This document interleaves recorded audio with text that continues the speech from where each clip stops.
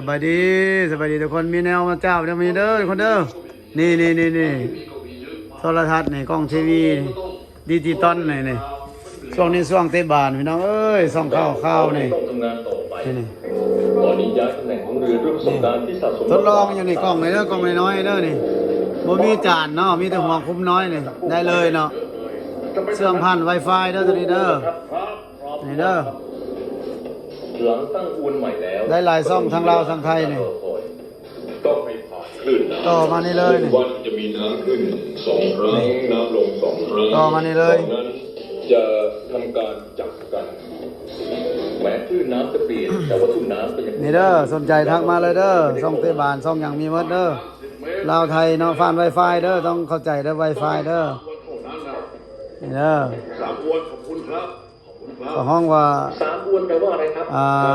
ลาวทีวีหรือว่า1 เมตรดิจิตอลทีวีเนาะนี่เด้อมาใหม่ของใหม่เด้อต้องลองเด้อทุกคนเด้อใครอยากลองเอาเด้อติดต่อเอาโทรหาเด้อโอนก็ได้ส่งก็ได้เนาะโอเคบ๊ายบาย